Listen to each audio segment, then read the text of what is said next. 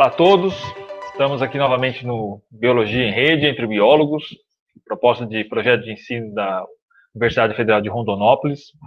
Hoje nós teremos o prazer de conversar com o biólogo e mestre Igor Inforzato, um grande parceiro meu, amigo, muito mais do que amigo, é um irmão. Então, a gente teve uma parte da nossa vida ali vivendo junto em Campo Grande. Ele é biólogo formado pela Universidade Federal de Mato Grosso do Sul, tem o mestrado na UESC, na Bahia, e atualmente trabalha com conservação de primatas. A conversa de hoje vai ser um pouquinho relacionado com essas estratégias de conservação de primatas. Então, antecipadamente, agradeço pelo aceite de participar dessa proposta aqui. Eu acho que os alunos vão aproveitar bastante nossa conversa, vai ter muita coisa interessante para eles. Então, obrigado, Bahia. Beleza, Rodrigo, obrigado pelo convite. Fiquei muito lisonjeado por essa possibilidade de fazer parte desse programa que você está desenvolvendo aí, Bio em Rede, né? Se não me engano, e trazer um pouco de informações extra, artigo científico extra, tão direcionado à academia, nesse período de pandemia para os estudantes, né? Esse tipo de informação um pouco mais leve, experiência mesmo, né? Da carreira científica extra 100% acadêmica. Então, vamos bater um pouco de papo sobre a minha carreira desde o início. Eu me formei em biologia, o tempo que eu conheci o Rodrigo, o Jesus, até hoje, né? O que aconteceu nesse período, tá? Como o Rodrigo falou, eu sou biólogo formado pela Federal de Mato Grosso do Sul, fiz um mestrado em Ecologia e Conservação da Biodiversidade pela Estadual de Santa Cruz, em Ilhéus, na Bahia, e entre esses dois momentos, eu tive a oportunidade de trabalhar 14 meses isolado numa floresta, com observação do muriqui do norte. E basicamente isso. Então, está aberto a perguntas aí, para esse bate-papo. Vou começar perguntando da sua graduação, que você já desde o início estava envolvido com estudava os mamíferos, mas você trabalhava com morcego, né? Exato. Eu lembro que na sua iniciação científica você trabalhava com morcegos lá na região do Pantanal, com dieta de morcegos, e no final da graduação você partiu para os primatas. Foi meio que, eu lembro que uma oportunidade que surgiu, uma coisa assim que você não planejou, né, descobriu aquela proposta. Eu lembro na época das entrevistas online, nem estavam nesse momento de pandemia que se tornou uma coisa meio que natural para a gente hoje. Na época era uma coisa, nossa, vou ter que fazer uma entrevista online.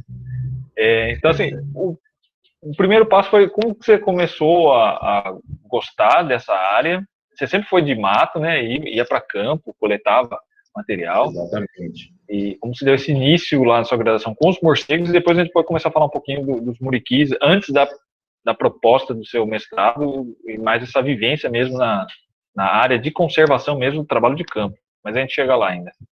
Tá. Bem o início mesmo de tudo, né? Eu acabei entrando na biologia por uma questão de sempre me sentir bem com a presença da natureza, e mais velho eu percebi que tive a percepção consciente de quão bem isso me fazia.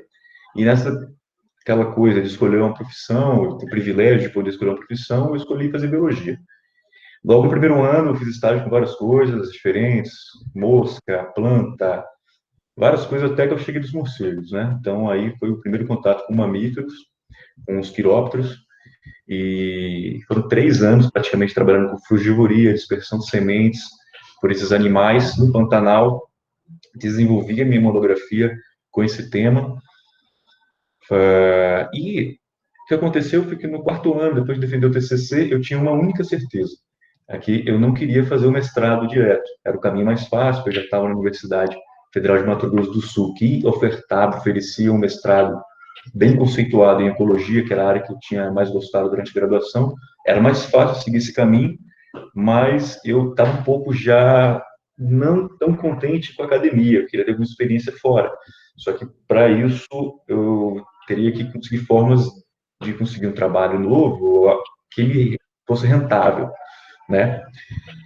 Então, como eu me formei com a monografia em dispersão de semente por morcegos, finalizei e comecei a buscar oportunidades singulares, Projeto Tamar, Baleia Jubarte, várias coisas diferentes do que eu fazia para me trazer um retorno financeiro e oportunidade de ter novas experiências antes de decidir uma linha de pesquisa. E nessa brincadeira de estar procurando novas oportunidades, num ato rotineiro, assim, de mexer, procurar, ver minha caixa de entrada do e-mail, eu encontrei um e-mail escrito Projeto Muriqui de Caratinga, oportunidade de trabalho para pesquisador colaborador. Cliquei, vi aquela mensagem, li um pouco sobre a oportunidade, e nela basicamente falava que o selecionado trabalharia por 14 meses isolado num fragmento de Mata Atlântica, no leste de Minas Gerais, monitorando uma população selvagem de Muriqui do Norte, que é o Bracteles hipoxanthus. E aí eu falei, nossa, cara, acho que é isso mesmo que eu vou fazer então. Era remunerado, não tanto, mas era remunerado, me dava casa, comida, e eu estaria tendo oportunidade de estar vivendo mais isolado, dizer assim, do dia a dia da cidade que eu estava acostumado, e me remeteu a uma oportunidade ímpar, assim, né, de trazer um autoconhecimento e de certa forma, contribuir com a conservação dos muriquis. Então foi assim que eu cheguei nesse trabalho com os muriquis em Caratinga, no projeto Muriqui de Caratinga. Eu lembro que foi uma tomada de decisão bem marcante na sua vida, que eu lembro que a gente conversava sobre o fato de ter que ficar tanto tempo no meio do mato, né, sem contato com a civilização, que o pouco de informação que eles apresentavam é que não tinha quase comunicação na sede, né, e você tinha, acho que uma vez por mês, podia ir para a cidade, então essa comunicação era bem restrita, e eu lembro que depois, durante esse período, a gente quase não teve tanto contato, por causa da questão da comunicação, né, você estava meio que isolado, e depois você compartilhou assim, o quanto isso foi importante para a sua formação profissional e pessoal, né?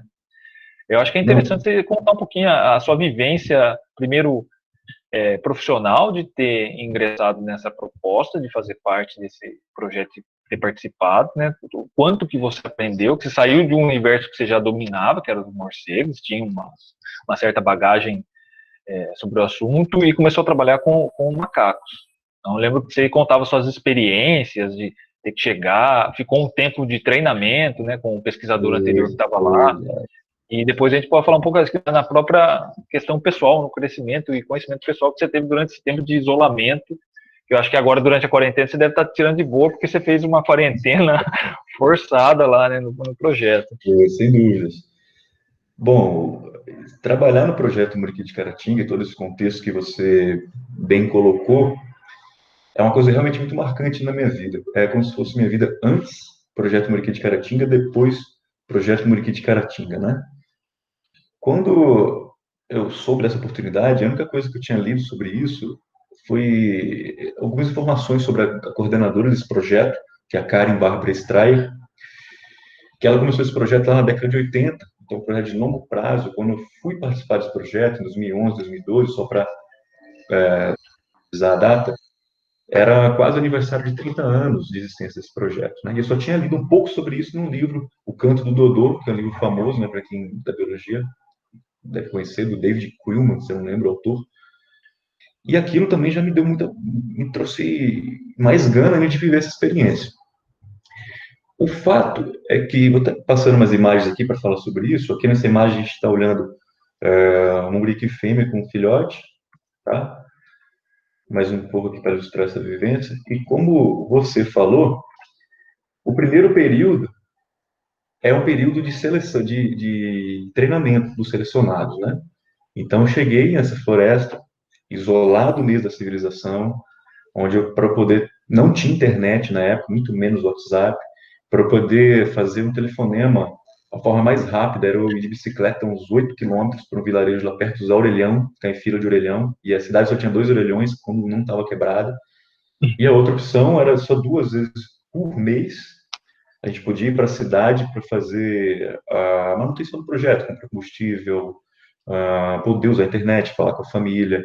Então, durante esse período, sem ir para a cidade, eu tinha um caderninho extra para anotar tudo que eu queria fazer na internet, tudo que eu queria mandar e-mail, com quem eu queria falar. Então, realmente, eu já estava vivendo um ritmo muito mais tranquilo em relação à correria da cidade. Bom, os primeiros dois, essa experiência toda, ela contempla 14 meses, e os primeiros 2 meses ele é direcionado para o treinamento, né? A equipe de pesquisador vigente treina a equipe de pesquisador que está chegando. No caso, essa foto que eu estou ilustrando, tá eu de chapéu, o Roberto ao meu lado, também biólogo, né, dono do projeto Guariba, e a Poliana lá do... Ao meu lado está a coordenadora desse projeto, né, Karen Strayer, a super renomada antropóloga, primatóloga, né, do planeta. E então a equipe vigente treinou a gente por 2 meses numa rotina exclusivamente nesses 2 meses, foi uma rotina bem desgastante porque a gente não teve nenhum dia de folga, né? Porque os pesquisadores vigentes tinham que passar para a gente todo o funcionamento do projeto para que a gente continuasse dando sequências de uma forma de qualidade. E o que inclui isso? Inclui a gente saber identificar cada indivíduo dos grupos de muriquis de forma individual, a partir de marcas naturais que eles tinham no rosto e na genitália. Dessa forma, a gente conseguia saber quem é quem. E cada um desses indivíduos recebia um nome, né? E esse nome já vem sendo dado dos pesquisadores que estavam antes de mim e antes do que estavam antes de mim até hoje, né? Então, esse treinamento de saber quem é passado durante 2 meses. Além de você saber por onde andar na floresta, conhecer melhor o relevo, e pegando condicionamento físico, porque o relevo é bastante acidentado, eu não estava acostumado com isso, estava acostumado com a planície do Pantanal. Então, esses 2 meses é praticamente para isso, e foi muito importante para ir me colocando nesse lugar, né? E, nossa, realmente eu vou ter que viver 14 meses aqui. E foi basicamente isso, Rodrigo. Fui claro? Fui claro? Ficou alguma coisa? Sim, sim. É, sei que a próxima foto é da casa do projeto onde vocês ficavam, né? Exatamente, aqui, ó, só para essa Então, aqui é a essa aí casinha é. onde nós dormimos e eu vivi os 14 meses nessa janela. Logo, dá para ver o mouse mexendo na tela ou não? Não, né? Não dá, né? Dá, dá. Mas enfim, a janela, a segunda janela da direita para a esquerda era meu quarto por 14 meses. Realmente é uma casinha no coração da floresta, dá para ver nessa foto aqui a casinha ali embaixo, ó. Uma foto tirada de helicóptero, na época não tinha drone, então as fotos aéreas eram feitas com helicóptero e era extremamente caro. Enfim, então é nesse lugar que eu morei e fui treinado durante 2 meses, depois passei os mais 12 meses fazendo monitoramento dos buriquis, né? E no final eu ainda fiz uma seleção de novos pesquisadores para me substituir, né? Após o treinamento, que incluiu também a gente aprender como coletar os dados dos buriquis, quais dados ecológicos a gente vai ser coletado, para que servem, e é um tipo de coleta de ecologia e comportamento sistemática que se fala, né? É feito a partir de scans, sample, como se fosse uma fotografia do momento do que os indivíduos do grupo estão fazendo. E a cada 30 minutos, então, eu fazia uma amostragem dessa, um scan sample ou uma varredura sistemática. Cada 30 minutos fazia uma dessa que durava até 5 minutos. Nesses 5 minutos, eu buscava o maior número de informações do maior número de indivíduos possível dentro de 5 minutos. Depois, para mais 30 minutos, fazer isso. Isso seguindo os muriquis para qualquer lado que eles fossem. Lembrando que esses grupos tinham mais de 100 indivíduos, o grupo que eu monitorava, 120 indivíduos. Então, o treinamento necessitou de tanto tempo, porque eram muitos indivíduos para a gente conseguir identificar de forma, né, a só das marcas naturais, do rosto, das genitálias, que são duas partes que perdem coloração, nascem preto e vai descolorindo. E também depois, quando vai ficando um pouco mais experiente, cor da pelagem, tamanho corporal. Por isso que demanda de 2 meses, que são mais de 120 indivíduos por grupo, né?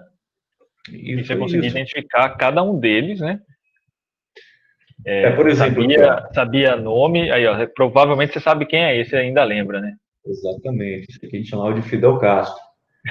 Ele tem duas marquinhas ali experimentado perto das narinas, é uma característica muito evidente dele. Deixa eu ver se tem. Esse aqui, por exemplo, deitado, é a cara toda preta, mas em cima da cabeça parece que tem tipo um chapeuzinho assim, né? De cangaceiro. E aí também a gente conseguia diferenciar dessa forma. Esse era o Ravengar, né? Aqui já é uma fêmea com filhote. Dá para ver o filhote nas costas, né? Dá. Tem uma fêmea com filhote atravessando a floresta também. E é isso. Esse tipo de imagem era muito difícil também de conseguir, porque na maioria das vezes a gente estava numa posição embaixo dos muriquis, né? E raramente a gente conseguia estar na posição mais ou menos à altura deles, com fundo de floresta, como está nessa foto. Então foi tipo uma sorte aí, né? Ela estava se deslocando, ela teve um tombo, ela está se pendurada porque ela caiu e ficou bem nessa janelinha e consegui fazer a fotografia. Né? Um pouco das aventuras assim, do dia a dia, né? Seguindo um bando de muriqui cravado num fragmento de floresta atlântica, né? Subindo e descendo o morro, decorando Descendo. cor de macaco, e acho que até a personalidade dele você acabou identificando diferenças, né, de Sem personalidade dúvida. entre os indivíduos. Acho Sem que dúvida, sem dúvida. Tinha, só para complementar, tinha alguns indivíduos realmente que só para contextualizar melhor, então, tipo, os muriquis, eles não têm, assim, é diferente de todos os outros primatas, não existe uma hierarquia, nem dominância entre sexos. Então, você não tem um macho alfa, como em outras espécies de primatas, né?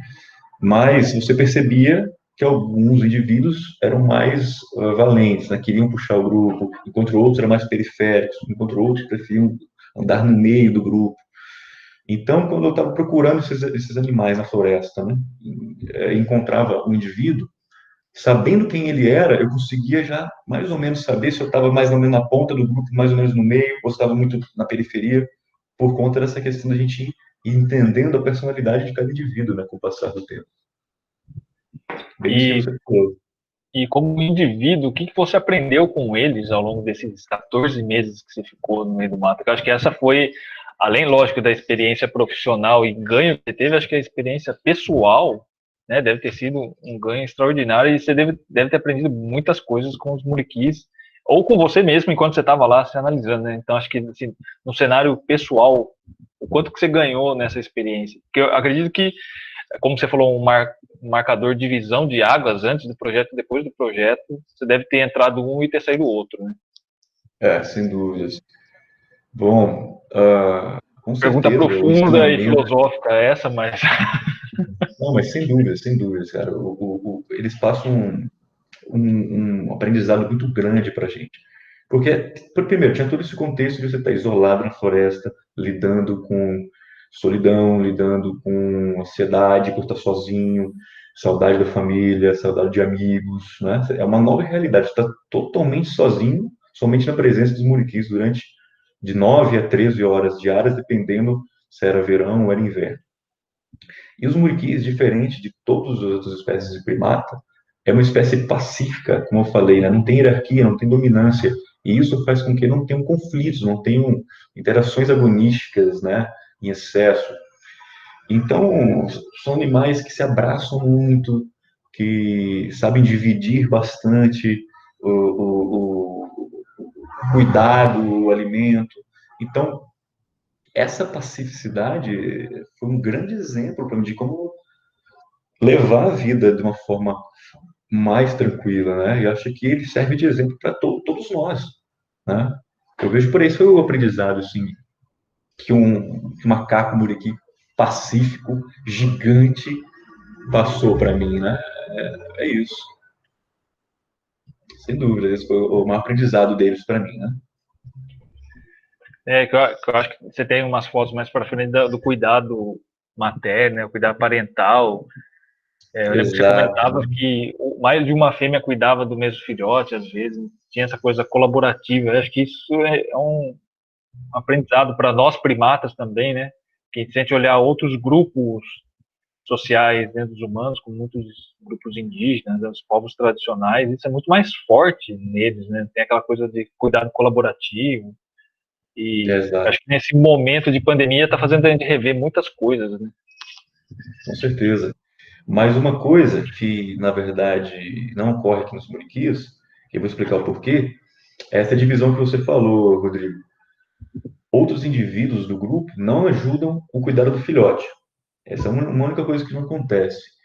E por que isso? A sociedade dos muriquis é considerada uma sociedade, reprodutivamente falando, promíscua. Ou seja, como não tem a dominância na hierarquia, todos os machos têm acesso às fêmeas. Com isso, não dá para saber quem é o pai, de fato.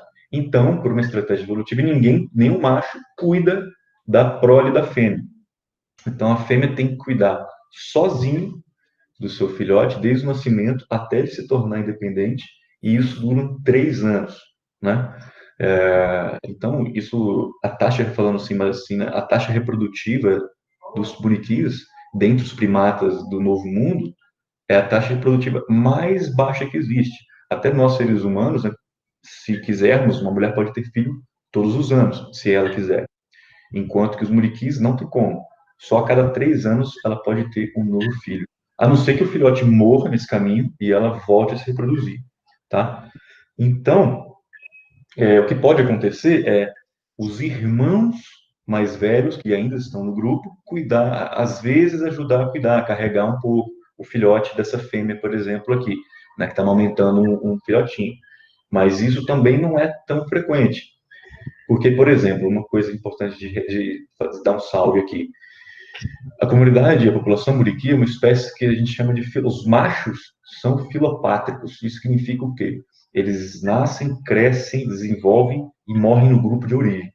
Enquanto que as fêmeas, ao atingir a puberdade, elas buscam um novo grupo. Pelos machos ficarem, né, no mesmo grupo, para o resto da vida, eles criam laços muito fortes. Enquanto as fêmeas, elas acabam sendo um pouco mais arredias uma com a outra, mas ainda pacífica, porque elas não têm amizade desde a infância, certo? Elas não têm interações sociais desde a infância. Então, isso é uma das razões também para as fêmeas cuidarem sozinhas dos seus filhotes, tá? E acho que já entrando numa questão do meu mestrado agora, posso, Rodrigo? Pode já falar que deve ser um gasto energético grande para a fêmea, né? Essa questão dela ter que cuidar sozinho. E foi mais ou menos o que você estudou no seu mestrado, né? Vendo a questão de dieta. Você pode já emendar a conversa. Pronto, vou falar um pouquinho disso. Como essa foto está mostrando aqui, né? A gente tem uma fêmea amamentando um filhote, e aqui a gente tem uma fêmea carregando um filhote de muriqui.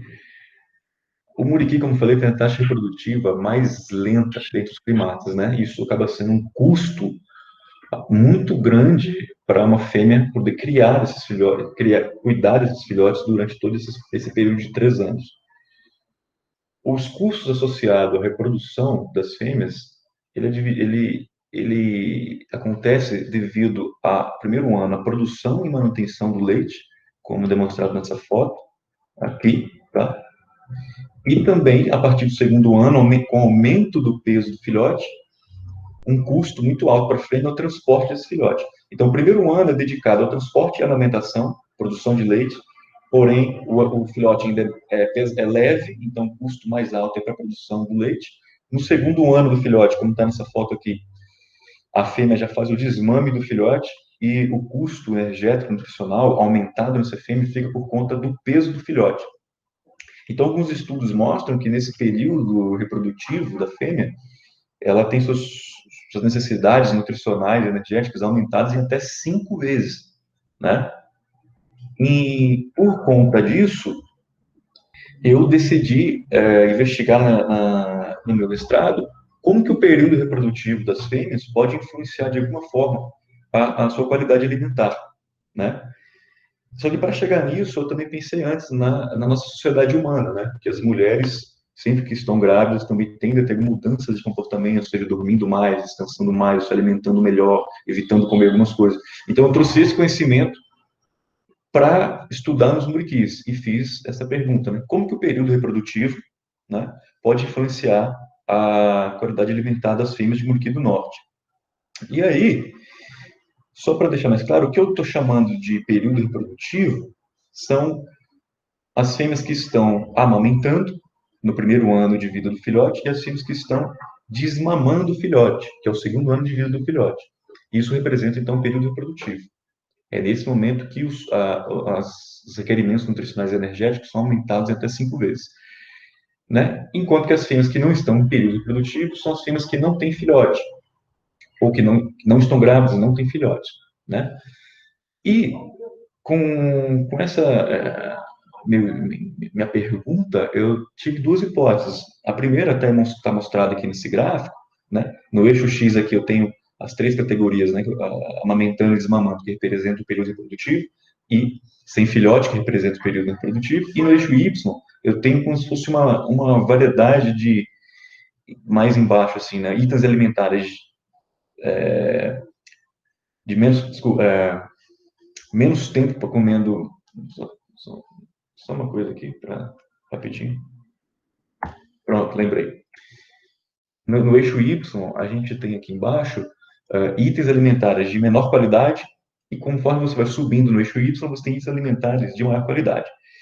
Itens alimentares de maior qualidade são representados por folhas novas, frutos maduros e flores, enquanto que itens alimentares de menor qualidade são frutos imaturos, folhas velhas, cascas de árvores, certo?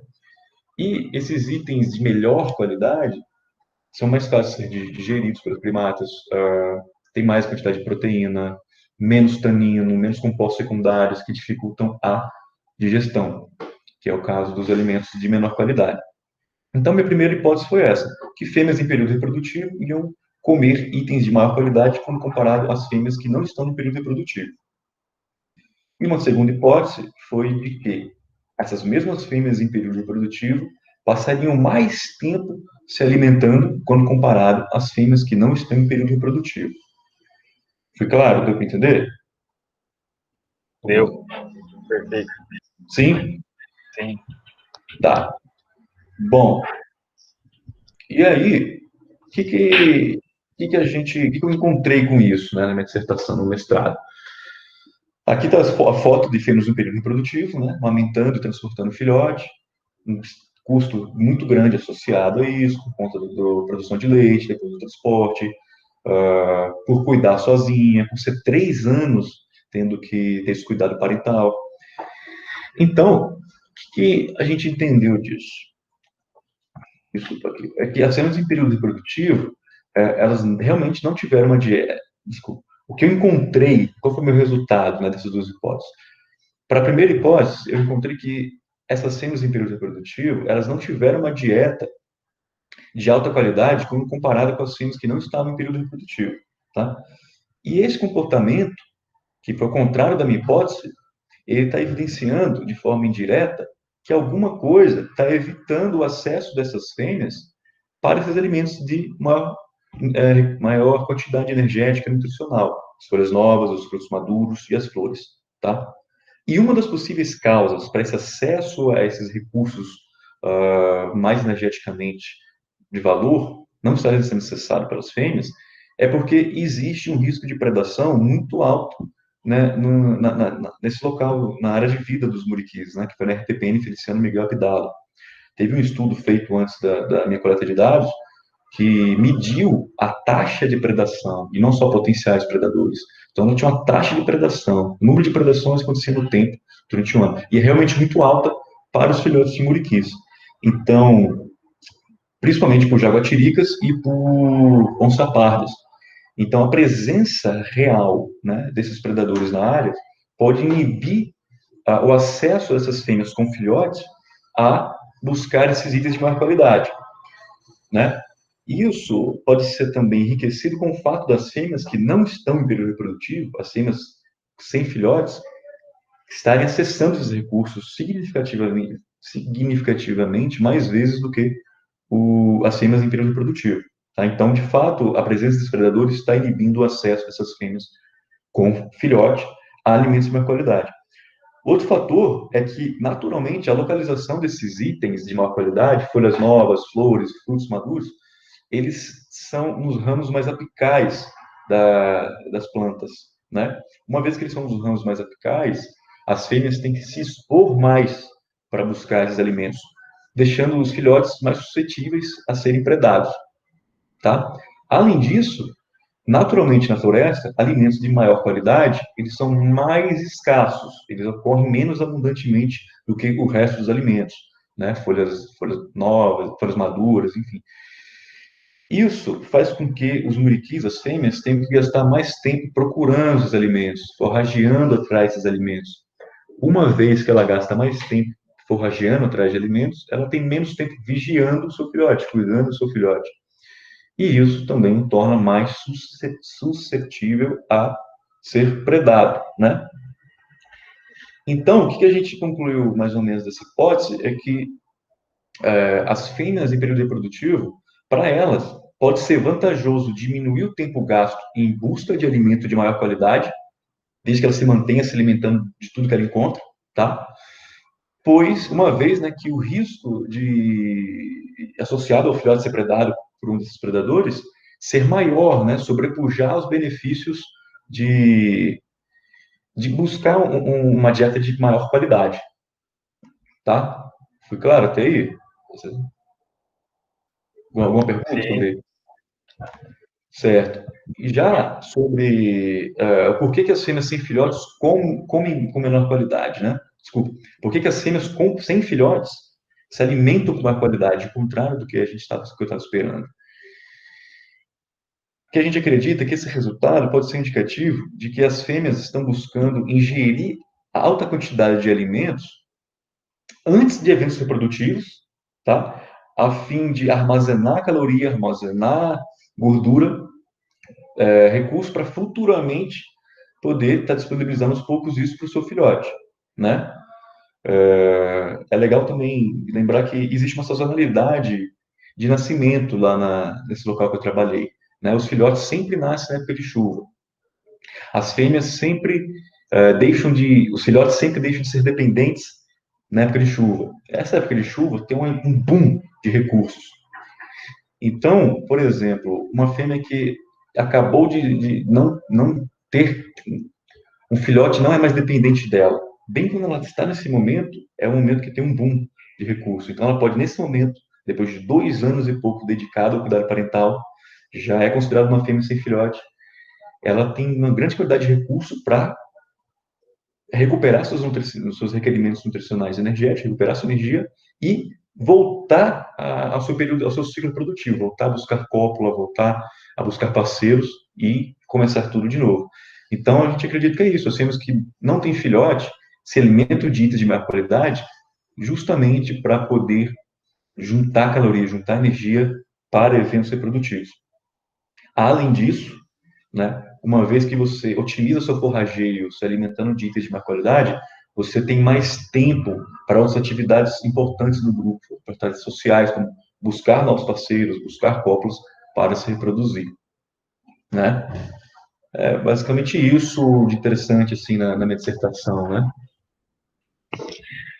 O legal é que você tinha falado lá no início que você não queria entrar no mestrado logo de cara, né? Entrou num projeto extremamente conceituado, já com muito tempo de duração, e teve a possibilidade de usar esse trabalho que você fez em campo, né? Que acho que até com autorização e a parceria da responsável, ingressar lá no mestrado, onde você acabou de apresentar aí os resultados que você teve das suas observações, né? Então, assim, é uma fatiazinha de um projeto de longa duração que consegue entender um pouquinho mais, cada vez melhor, sobre a espécie, estratégias para conservação, né? Entender um pouco da história natural do bicho e aplicar depois esses conhecimentos para fazer a gestão das populações de uma forma a viabilizar ao longo do tempo, né? E daí você comentou no finalzinho da sua fala que ela gastava talvez esse tempo fortalecendo demais estratégias de comunidade, né, vínculos e tal. E assim, fora do seu mestrado, a parte acadêmica, né, que você desenvolveu, produziu aí a sua dissertação, eu não sei se você já publicou todos os dados ou ainda estão em encaminhamento. Não, ainda não. Ainda não foi publicado. A minha dissertação não foi.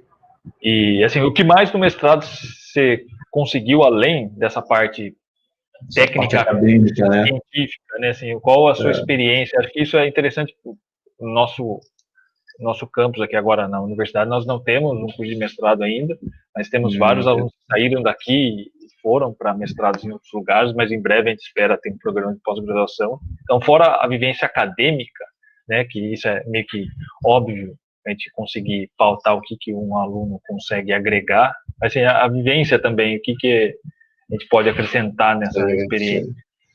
Não, sem dúvidas, a parte extra, escrever uma dissertação, extra, ler artigo de um mestrado, é tão importante quanto isso para a sua formação como mestre, né? Porque você ser um mestre não é você só ter uma dissertação. Isso é parte, um dos requisitos, né?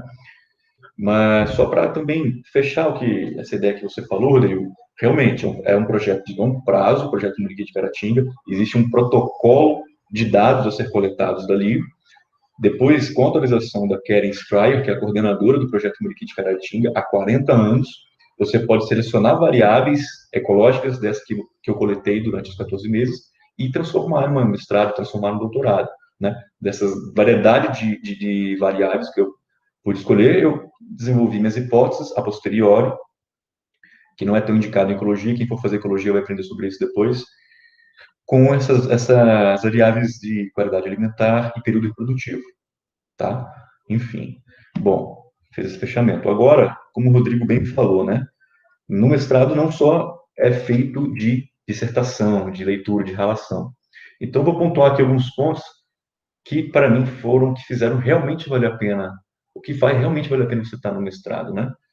O primeiro ponto é, para quem faz um mestrado em ecologia, existem alguns cursos de campo bem conceituados, como o curso de campo da Floresta Amazônica, que estou mostrando nessa foto, o curso de campo de ecologia do Pantanal, que o Rodrigo já participou, acho que como aluno, como professor, orientador, com todas as formas possíveis. Ele também pode passar para vocês muitas dessas informações. Então, um curso de campo, de ecologia de campo, basicamente é você ficar imerso na floresta 30 dias com mais 20 estudantes de mestrado e doutorado da área e com professores nacionais e internacionais, ecólogos também renomados, discutindo ecologia e método científico em tempo integral. É um treinamento muito intensivo de como melhorar sua escrita científica, como desenvolver perguntas, hipóteses, diferencial que é um fato, pergunta, hipótese, previsão, né?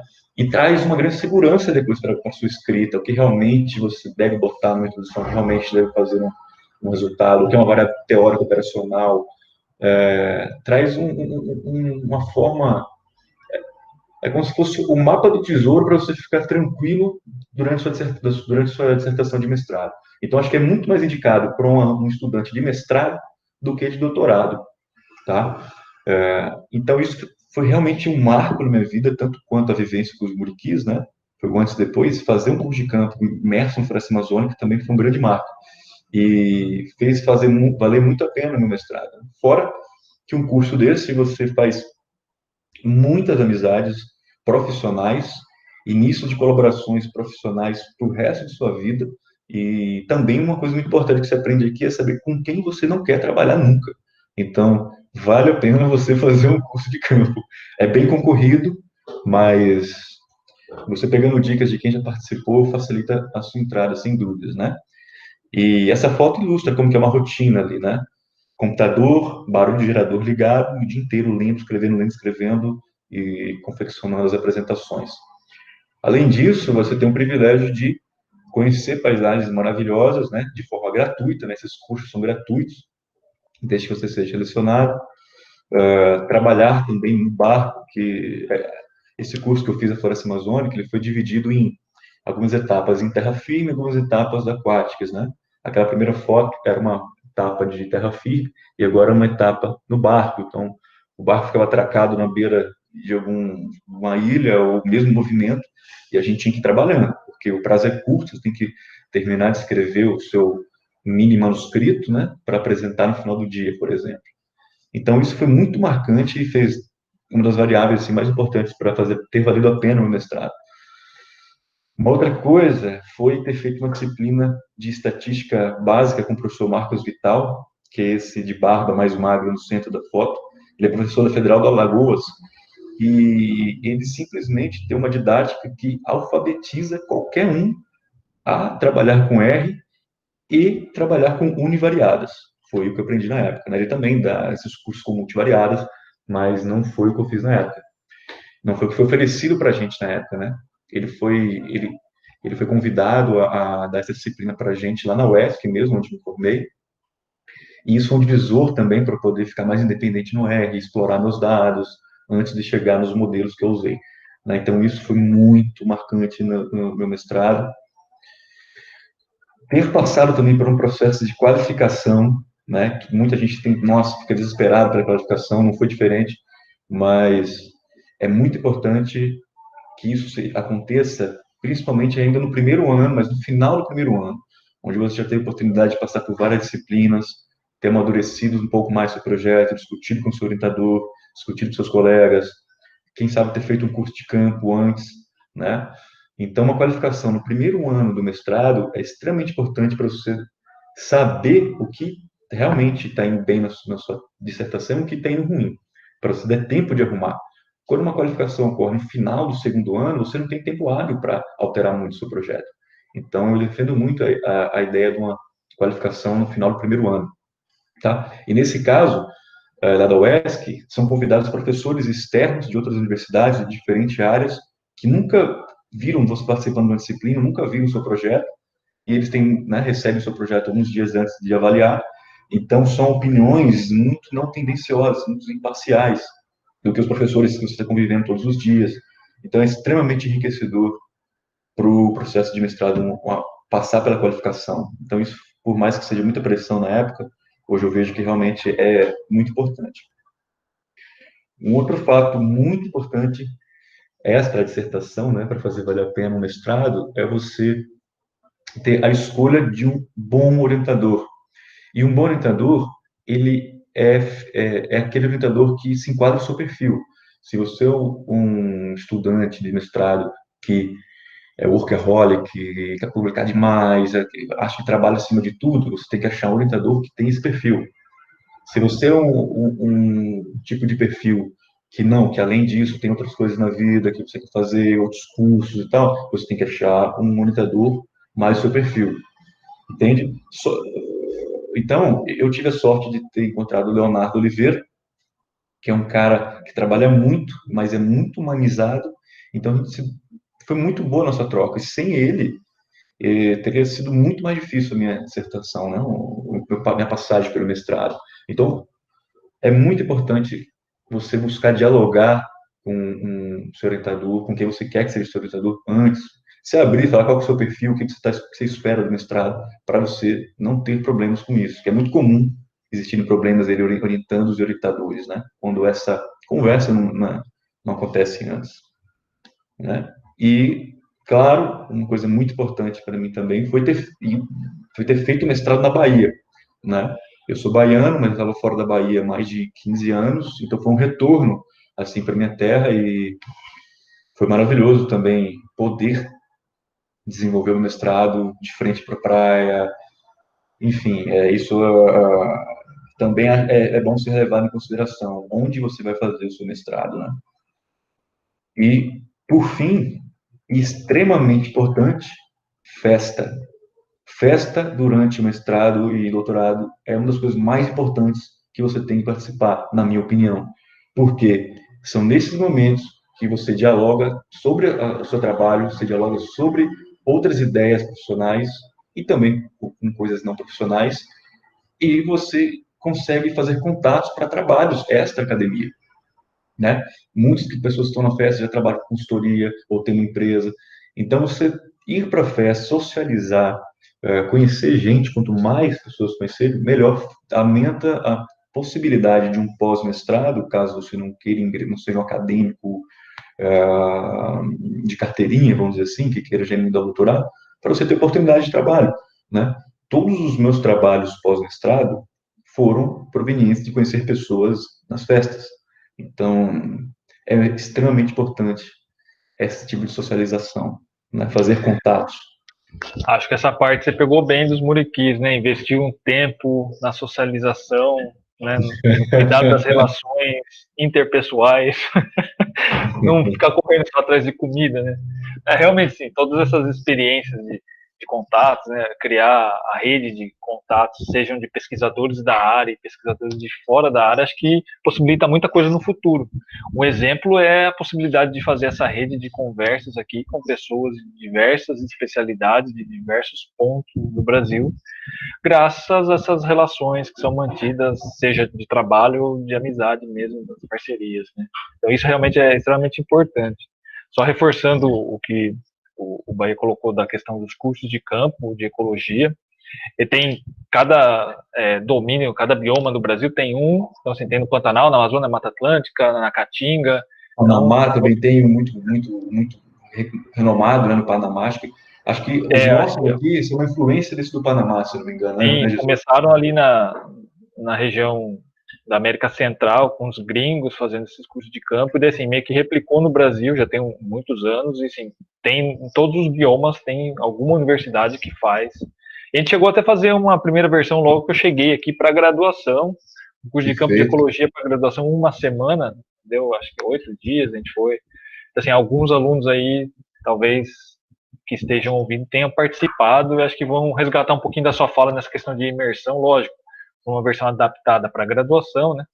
Mas realmente relataram que é assim, uma experiência, e como aluno que já participei de alguns convidados para participar de orientar em outros, realmente assim, é uma experiência que, se tiverem a oportunidade, até mesmo durante a graduação, alguns cursos intensivos, assim, não só em ecologia, em qualquer outra área de interesse, vale muito a pena, que se aprende muito em um curto período de tempo. E para a formação complementar da sua jornada acadêmica aí, sem dúvida vai fazer diferença. Né?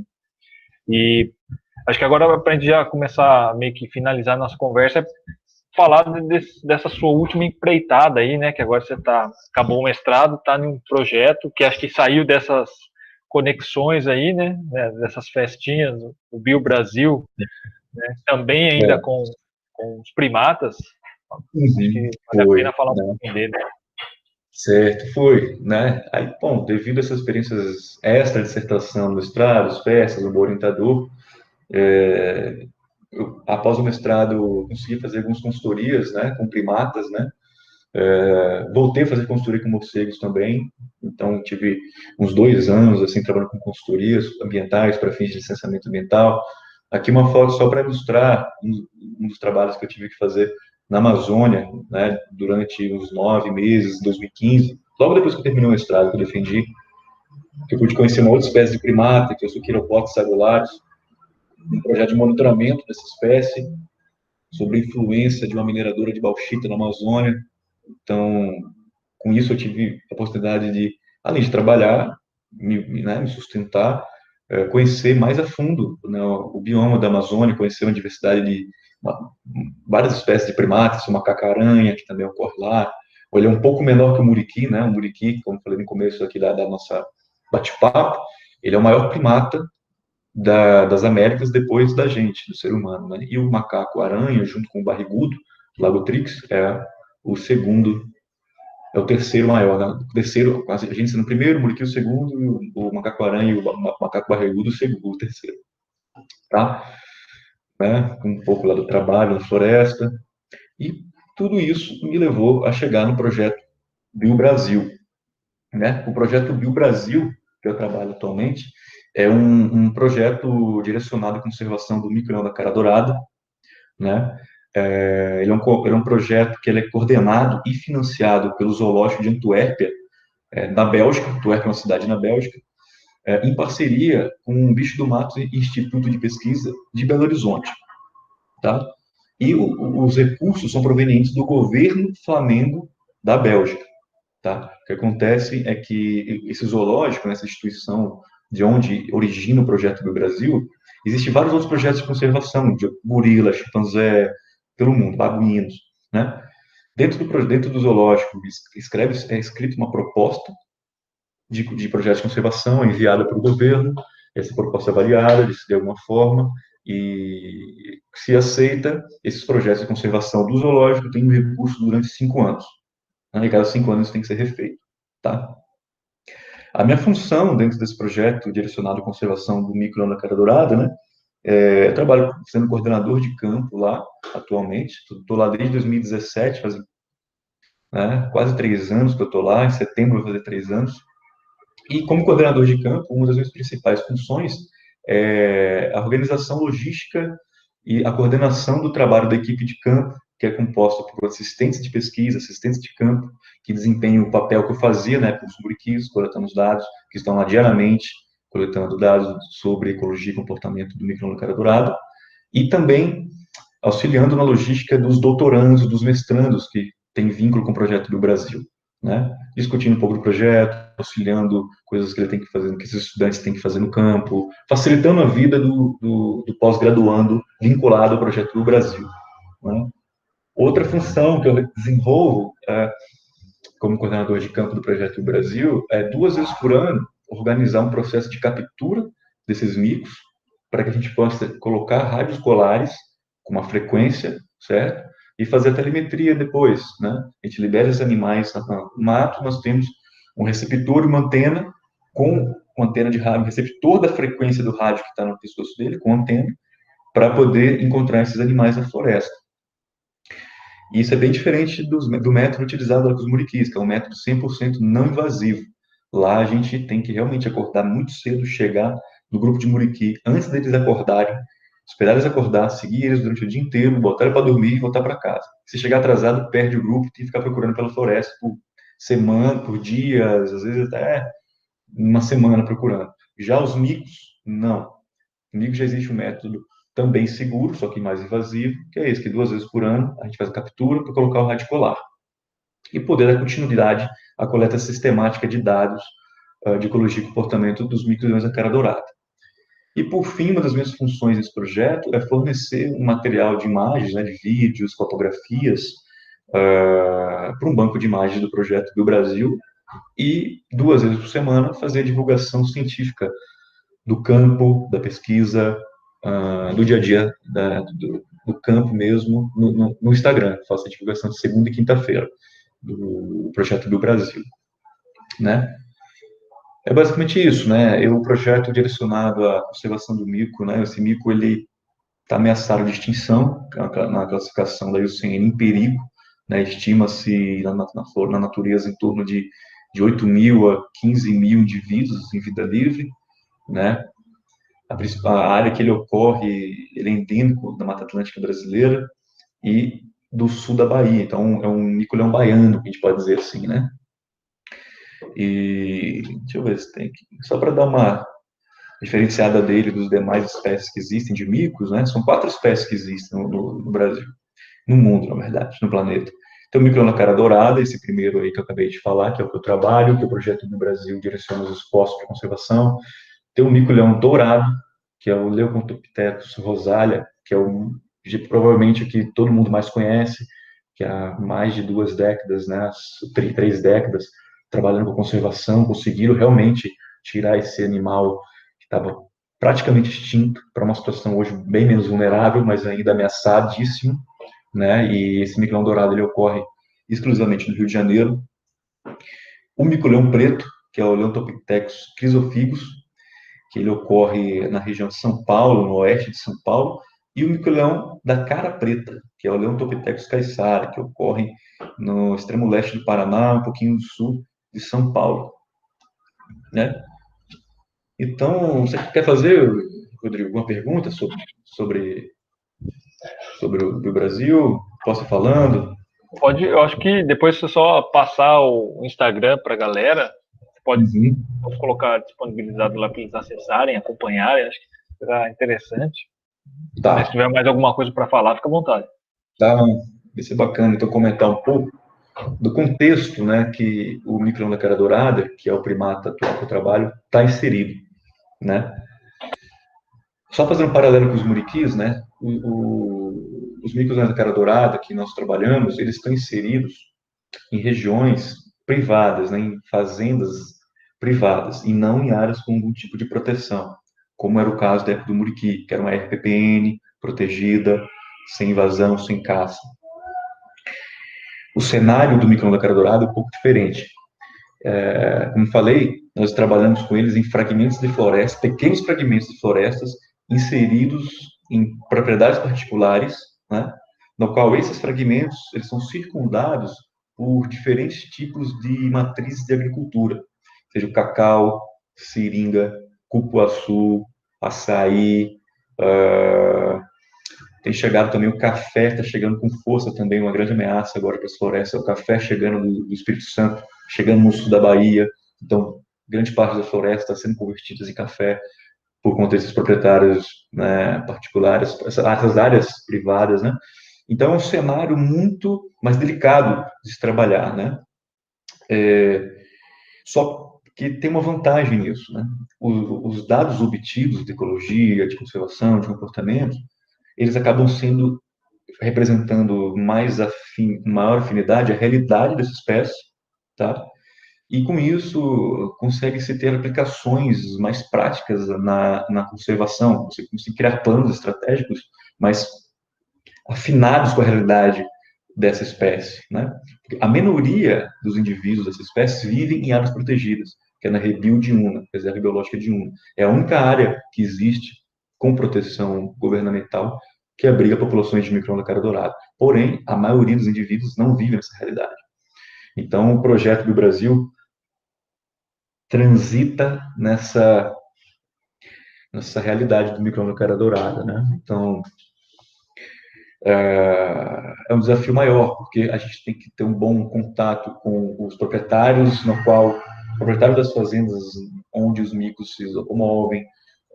Existe uma vertente do projeto do Brasil que trabalha exclusivamente com educação ambiental, tem a coordenadora Ana Cláudia Fandi, que faz esse trabalho muito bom, trazendo conscientização para a comunidade de entorno, para esses agricultores com propostas de oficinas de agroflorestas. Nós, no próprio área do Brasil, a gente tem uma área de SAF no sistema florestal, que a gente convida os proprietários da região para fazer oficinas, e estamos fazendo um SAF junto com eles, e tentando mostrar que isso também pode ser rentável, para que eles não queiram destruir floresta para plantio de monocultura, né? Então, tudo isso, né, é interessante no projeto do Brasil, né? E uma coisa também legal, Rodrigo, de falar sobre os micos, é que essa área de Mata Atlântica que eles vivem, pequenos fragmentos florestais circundados por diferentes tipos de agricultura, existe também um tipo de agrofloresta ali, um sistema florestal conhecido como cabruca.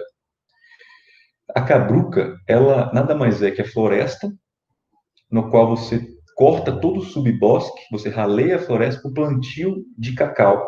Só que mantém as grandes árvores para ter sombra no cacau, mas é considerado um sistema florestal.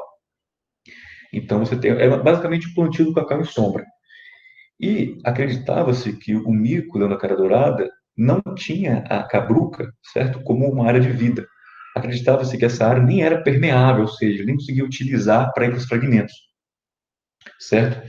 E tem um estudo recente mostrando que, na verdade, essas áreas de cabruca, que é o sistema agroflorestal, né, plantio do cacau, sombreamento, consegue tanto suprir a sobrevivência como reprodução desses animais, principalmente pela presença da jaqueira, da jaca, incrivelmente a jaca salvando a vida, o sucesso reprodutivo dos micos, tá? Né? É porque ela acaba sendo um alimento que dá o ano inteiro, é muito abundante, muito energético, tá? E, enfim, então isso garante que os micos consigam sobreviver nesse ambiente. E com isso, você acaba tendo duas implicações da conservação, que não era considerada antes. A primeira é que você consegue aumentar a quantidade estimada de habitat para essa espécie, que antes era restrita às áreas de fragmentos florestais, e agora você tem essas cabrucas no entorno, que também são áreas de vida, então você consegue até estimar um número maior de vidas existentes na natureza, e que essas áreas de cabruca servem também de dispersão de populações de micos para outros lugares, evitando também problemas de consanguinidade, né? Então, acho que é um cenário muito rico de se trabalhar com essa espécie, muito desafiadora também, principalmente para os animais, né? E acho que é isso, né? O grande desafio do Brasil, sim. E essa parte que como coordenador de campo, que eu mais coordeno, né? Acho que também só fazendo um comparativo assim com os muriquis, né? Os muriquis são 100% herbívoros, folhas e frutos, enquanto os micos se alimentam de insetos, muito rico em proteínas, né? Muitos frutos maduros, mas não se alimentam de folhas. Se alimentam de pequenos vertebrados também, sapos, enfim. Mas é basicamente isso, Rodrigo, o cenário assim, da atuação do Projeto do Brasil, da parte do campo, né? Foi claro essa parte da cabruca, desse Sim, contexto sem sim. proteção governamental, esse equilíbrio tem que ter com os proprietários, né? Esse então, o desafio de bacana trabalhar é com fazer conservação na área de proteção. o bacana é justamente o projeto fazer esse intercâmbio, né, com as propriedades privadas. Né? Descobrir que as cabrucas podem ser um hábitat viável para o bicho já traz poder de argumentação, até mesmo com o Ministério Público e discussões, pensando na questão de preservação da espécie, de uso de solo, né, tomadas de decisões pelo poder público na hora de fazer o planejamento dessas áreas do entorno. Né? Então tem toda essa fundamentação. E é um projeto extremamente. Eu não conhecia, fiquei conhecendo quando a gente começou a conversar e você falou, falei, nossa, que bacana, né? Essas estratégias de conservação que visam também não só atacar dentro daqueles cenários governamentais, né, para preservação de espécies. Exato. E Muito com essa vídeo. grande inclusão da comunidade, isso que eu acho um grande diferencial do projeto assim, do Brasil, que a gente tem essa vertente da educação ambiental. Então, a gente tem um espaço chamado Espaço do Brasil, que a gente atende crianças que estão indo mal no colégio, a gente atende eles lá com atividades lúdicas, sem nenhuma relação com o que está tendo no colégio, e naturalmente elas têm melhorado também no colégio, com horta, com pintura, com teatro, com vídeos, né? Com visitas à floresta, no qual eu trabalho, para trilhas interpretativas, né? E também aquela parte que eu falei do sistema agroflorestal, de trazer proprietários, fazendeiros, para ser capacitados também por funcionários do Brasil sobre técnicas menos agressivas ao ambiente, e mostrando que, como eu falei da cabruca, né, agora para você, que é o plantio de cacau com sombra, a cabruca, ela pode ser também muito rentável, né, desde que você tenha um manejo dessa cabruca, né, você pode ser realmente rentável. E eu falo isso sobre o cacau, cabruca, porque na minha região ali o cacau é muito forte, né, a produção de chocolate é muito forte, vem tudo dali, exportação, produção local.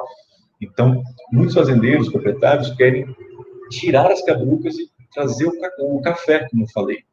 Só que o café, existe uma série de problemáticas, né? Só os grandes fazendeiros que têm dinheiro para poder bancar a irrigação, conseguem de fato manter o café, enquanto os pequenos veem isso acontecendo, pensam que também é simples, então desmata uma área, traz o café não dura 2 anos, perde floresta, perde café, perde dinheiro. Então a gente está tentando trazer um refortalecimento da cabruca, um reconhecimento da cabruca para o proprietário da nossa região, levando técnicos, né, para ensinar o manejo e para poder provar para eles que isso é tão rentável quanto uma monocultura, e você ainda agrega tudo, né, o mico, pessoas, o ar e o seu bolso, né, que é extremamente importante. O Brasil tenta caminhar com isso, um equilíbrio entre a conservação e preservação do micro cara dourada, inclusão da comunidade, incluindo a parte rentável dos proprietários. A gente não está para coibir, para inibir, não. Você pode fazer o manejo, mas a gente está tentando trazer técnicas de agricultura sustentáveis para que isso seja feito de uma forma mais melhor para o ambiente e para a gente, naturalmente, né? Tentar trazer essa percepção para eles. Eu acho que essa interface socioeconômica ela tem que andar para a par com a questão ambiental, né? Então, acho que o futuro da biologia é partir para essa área, né? Pelo menos a área ambiental, a gente conseguir caminhar, desenvolver técnicas baseado em conceitos científicos, né? Desenvolver igual os dados que foram apresentados aqui, a gente ter parâmetro para isso e fazer caminhar o socioeconômico junto com o ambiental, senão a gente não tá, o tripé da sustentabilidade, né? Fica manco. E é extremamente bacana essas atividades que vocês desenvolvem aí, né? Não sei se você tem mais alguma coisa para colocar que ficou de fora da nossa conversa. Eu acho que ela foi extremamente rica e produtiva. Aprendi várias coisas aí hoje que não sabia. Eu acho que é basicamente isso. Só uma foto aqui ilustrando para vocês um pouco o que seria uma cabruca, né? Essas folhas que dá para ver evidente aqui na foto, esse galho de árvore, isso é um pé de cacau, né? Esse pé de cacau está sendo plantado aqui dentro da floresta, né? E como são áreas privadas, né? Tem casas antigas demolidas, então você encontra pé de mamão, então você vê os micos também se alimentando disso, sobrevivendo com o que tem, né? E não só como acreditava-se antigamente, que precisavam de florestas preservadas, de mais complexas, né? Então, não. ele consegue sobreviver também na cabruca. Isso foi comprovado. Então, manter cabruca de pé, por mais que não seja o melhor de tudo, é o melhor que se tem. É melhor do que derrubar para converter em café ou cacau a pleno sol. Hoje existe o cacau a pleno sol, que é plantado sem sistema cabruca, né? Também tem isso. Só que para os micos, por mais que eles conseguem sobreviver, se reproduzir dentro desse sistema de cabruca, por ter acontecido o raleio do subbosque, da vegetação, eles ficam mais expostos também a predadores, né? Nós mesmos temos um registro de um filhote sendo predado por jaguatirica. Então, enfim, só curiosidade assim, né? Ele consegue sobreviver ali, tudo mais existe esse risco de predação. E uma das formas de evitar essa predação é uma associação que existe do micro-ondas cara dourado com uma espécie de sagui, que é o Calitrix culi. Eles acabam andando pela floresta, pela cabruca, principalmente, em bandos mistos, né? Próximos, não misturados, mas próximos, bem próximos. Assim. E isso você acaba tendo mais olhos, né, de vigilância para possíveis predadores. Então, como já dizia o primeiro filme lá do Jurassic Park, a vida dá um jeito, né? Bom que tem, onde tem comida a gente vai. É isso. Adaptar é a palavra-chave.